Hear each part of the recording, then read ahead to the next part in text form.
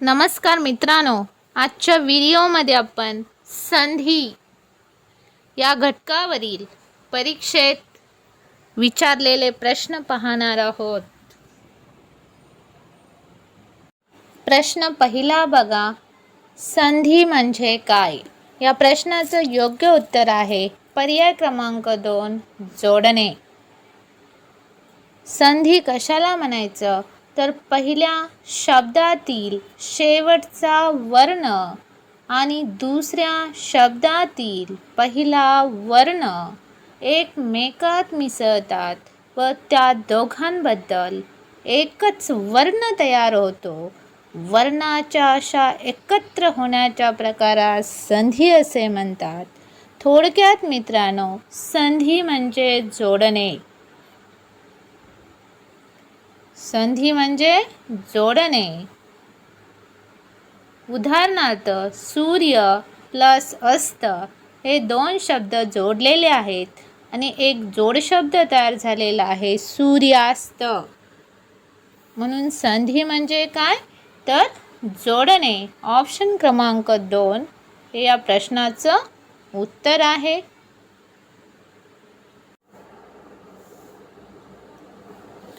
प्रश्न दुसरा बघा, मराठीतील वैशिष्ट्यपूर्ण संधी कोणती ते ओळखा. या प्रश्नाचं योग्य उत्तर आहे पर्याय क्रमांक 4, किती प्लस 1 कित्येक. मित्रांनो, हे उदाहरण स्वरसंधीचा चौथा नियम यनादेश याचे असून यनादेश काय सांगतो? तर ई, उ, त्र ऱ्हस्व किंवा दीर्घ यांच्या पुढे विजातीय स्वर आल्यास ऱ्हस्व किंवा दीर्घ ई बद्दल य, ऱ्हस्व किंवा दीर्घ उ बद्दल व आणि रू बद्दल र हा वर्ण येऊन त्यात पुढील स्वर मिसळतो व संधी होते. थोडक्यात मित्रांनो, ई, उ, त्र याबद्दल अनुक्रमे य व र असे आदेश होतात, त्यांना यनादेश असे म्हणतात. म्हणून या प्रश्नाचं उत्तर आहे ऑप्शन क्रमांक 4. प्रश्न तिसरा बघा, संधी फोडीबद्दल खालील चुकीची जोडी शोधा. या प्रश्नाचं योग्य उत्तर आहे ऑप्शन क्रमांक 3, इत प्लस उत्तर इतरेतर. मित्रांनो, इत प्लस उत्तर बरोबर इत उत्तर असायला पाहिजे, पण इथं इतरेतर दिलेलं आहे, त्यामुळे ही चुकीची जोडी आहे. हा विसर्ग संधीचा 6वा नियम आहे. हा नियम सांगतो, पहिल्या पदाच्या शेवटी विसर्गाच्या मागे अ हा स्वर असून पुढे क, ख, प, फ यापैकी एखादे व्यंजन आले तर विसर्ग कायम राहतो. मात्र पुढे अन्न स्वर आला तर विसर्ग लोप पावतो. या उदाहरणामध्ये मित्रांनो, इथे अ हा स्वर आहे आणि विसर्गाच्या पुढे उ हा स्वर आला आहे, त्यामुळे विसर्ग लोप पावलेला आहे आणि इथं उत्तर हा जोडशब्द तयार झालेला आहे. त्यामुळे या प्रश्नाचं उत्तर आहे ऑप्शन क्रमांक 3. प्रश्न क्रमांक 4, संधी फोडीबद्दल चुकीची जोडी शोधा. या प्रश्नाचं योग्य उत्तर आहे ऑप्शन क्रमांक 2, घर प्लस ई घरे. मित्रांनो, घर प्लस ई घरी हा शब्द तयार होतो, पण इथे घरे हा दिलेला आहे, त्यामुळे ही चुकीची जोडी आहे. कधी कधी मराठी शब्दाची संधी होताना पहिल्या पदातील शेवटचा जो स्वर आहे तो लोप पावतो आणि दुसरा स्वर कायम राहून संधी होते. या उदाहरणामध्ये तसेच आहे. पहिल्या पदातील शेवटचा स्वर आहे तो लोप पावतो आणि इथे दुसरा स्वर कायम राहून घरी हा शब्द तयार होतो, पण इथे घरे दिलेला आहे, त्यामुळे ही चुकीची जोडी आहे. ऑप्शन क्रमांक 2 हे या प्रश्नाचं उत्तर आहे. प्रश्न 5वा बघा. शुद्ध पिपासा या शब्दाचा योग्य संधी विग्रह कोणता? या प्रश्नाचं योग्य उत्तर आहे ऑप्शन क्रमांक 3 शुद्ध प्लस पिपासा. मित्रांनो, हे उदाहरण प्रथम व्यंजन संधीचं आहे आणि प्रथम व्यंजन संधी काय सांगते तर पहिल्या 5 व्यंजन वर्गापैकी अनुनासिकाशिवाय कोणत्याही व्यंजनापुढे कठोर व्यंजन आले असता त्या पहिल्या व्यंजनाच्या जागी, इथे पहिले व्यंजन आहे ध, या धच्या जागी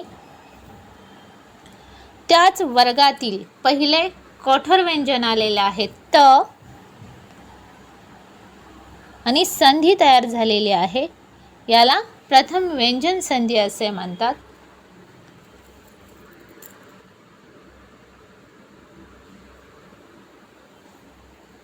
म्हणून या प्रश्नाचं उत्तर आहे शुद्ध प्लस पिपासा, शुद्ध पिपासा.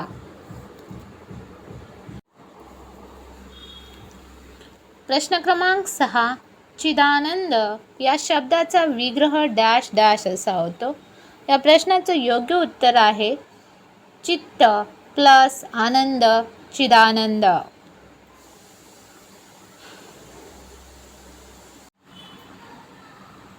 प्रश्न क्रमांक 7. गंगा प्लस ओक हा कोणत्या शब्दाचा संधियुक्त विग्रह आहे? या प्रश्नाचं योग्य उत्तर आहे ऑप्शन क्रमांक 1 गंगोग. मित्रांनो, हे उदाहरण वृद्धादेश संधीचं आहे. मग वृद्धादेश संधी काय सांगते तर अ किंवा आ यांच्या पुढे ऱ्हस्वये किंवा दीर्घये हे स्वर आल्यास त्या दोघांबद्दल दीर्घये येतो आणि अ किंवा आ या स्वरापुढे ओ किंवा औ हे स्वर आल्यास त्या दोघांबद्दल औ हा स्वर येतो. याला वृद्धादेश संधी असे म्हणतात. मित्रांनो, या उदाहरणामध्ये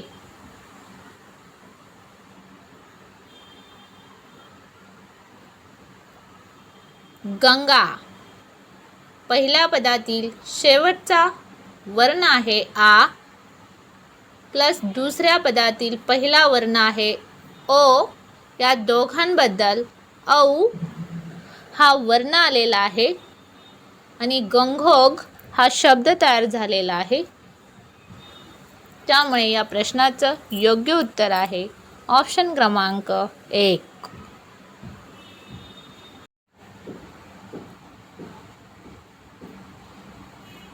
प्रश्न क्रमांक 8. दिक प्लस पाल, दिक्पाल हा संधी प्रकार कोणता? या प्रश्नाचं योग्य उत्तर आहे ऑप्शन क्रमांक 1 व्यंजन संधी. मित्रांनो, दिक पहिल्या शब्दातील शेवटचा वर्ण आहे क, ते व्यंजन आहे. तसेच दुसऱ्या शब्दातील पहिला वर्ण आहे प, हे सुद्धा व्यंजन आहे. त्यामुळे हे उदाहरण व्यंजन संधीचं असून या प्रश्नाचं योग्य उत्तर आहे ऑप्शन क्रमांक 1 व्यंजन संधी. प्रश्न क्रमांक 9. खालीलपैकी दीर्घत्व संधीचे उदाहरण कोणते? या प्रश्नाचं योग्य उत्तर आहे ऑप्शन क्रमांक 1 महिष. मित्रांनो, दीर्घत्व संधी म्हणजे काय तर ऱ्हस्व किंवा दीर्घ स्वरापुढे तोच स्वर ऱ्हस्व किंवा दीर्घ आल्यास म्हणजेच दोन सजातीय स्वर लागोपाठ आल्यास त्या दोघांबद्दल त्या जातीतील एक दीर्घ स्वर येतो. त्याला सजातीय स्वरसंधी किंवा दीर्घत्व स्वरसंधी असे म्हणतात. मित्रांनो, या उदाहरणामध्ये मही पहिल्या शब्दातील शेवटचा वर्ण आहे ही ई प्लस दुसऱ्या शब्दातील पहिला वर्ण आहे ई,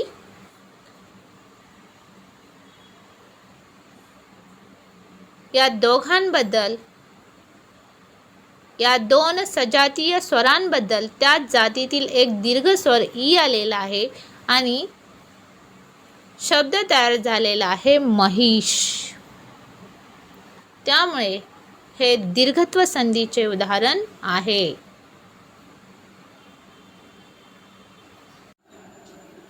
प्रश्न क्रमांक 10. खालीलपैकी मराठीतील पररूप संधीचे उदाहरण कोणते?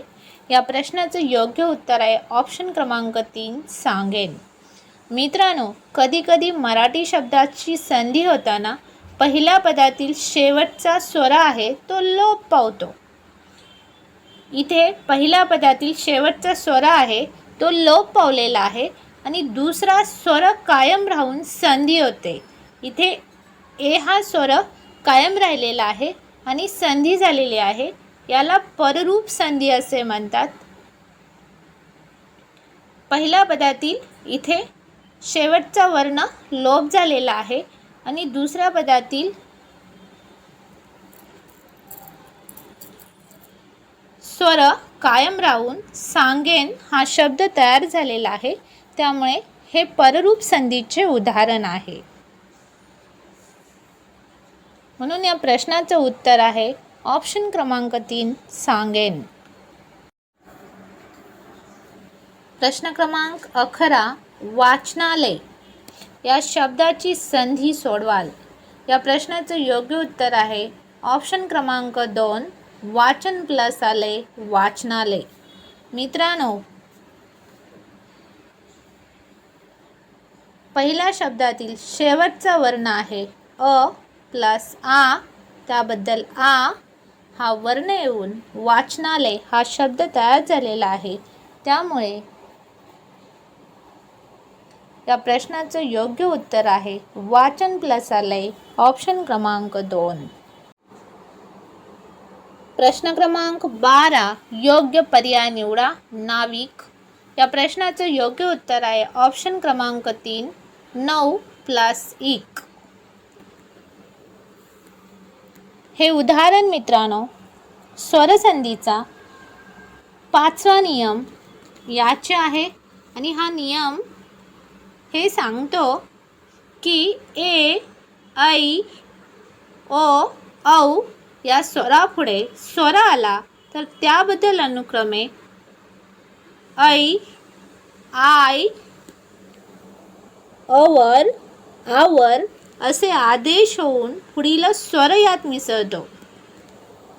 मित्रांनो, या उदाहरणामध्ये 9 पहिल्या शब्दातील शेवटचा वर्ण आहे औ प्लस दुसऱ्या शब्दातील पहिला वर्ण आहे ई. 9 plus E.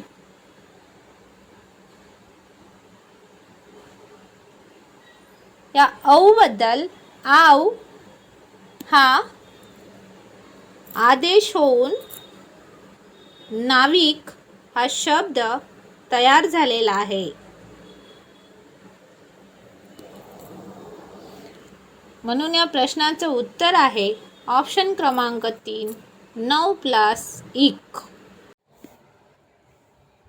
प्रश्न क्रमांक 13. मनुष्य चक्षु या शब्दातील संधी स्पष्ट करा. या प्रश्नाचं योग्य उत्तर आहे पर्याय क्रमांक 3 मन प्लस चक्षु.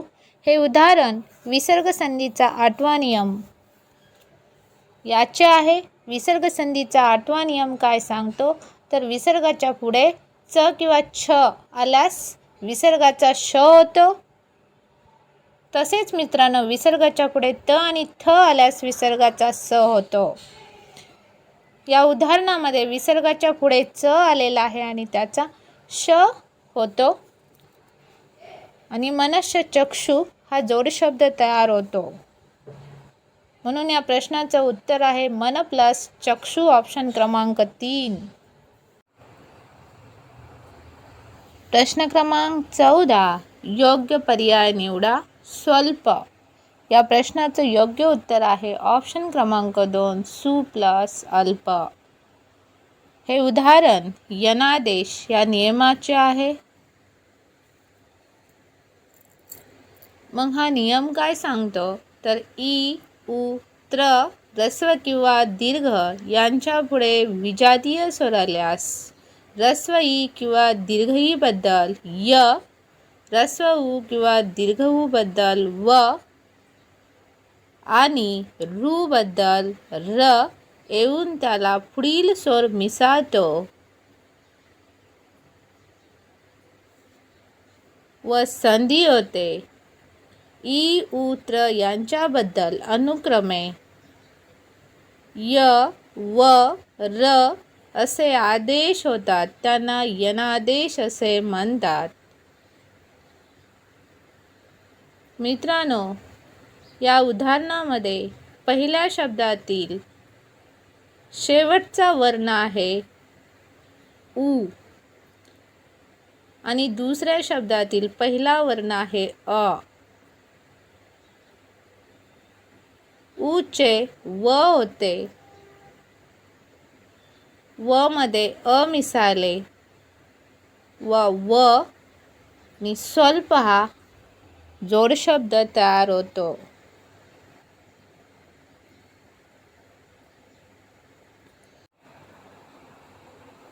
प्रश्न क्रमांक 15. मन्वंतर या जोडशब्दाची संधी ओळखा. या प्रश्नाचं योग्य उत्तर आहे ऑप्शन क्रमांक 3 मनु प्लस अंतर. हे उदाहरणसुद्धा स्वरसंधीचे नियम यनादेश याचे आहे.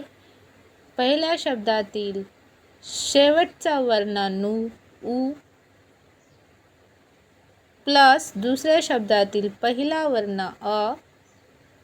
उचे व होते, व मध्ये अ मिसळते व बनते आणि मन्वंतर हा जोडशब्द तयार होतो. म्हणून मन्वंतर या जोडशब्दाची संधी आहे मनु प्लस अंतर. मित्रांनो, व्हिडिओ आवडला तर व्हिडिओला लाईक, चॅनलला सबस्क्राईब करा. धन्यवाद.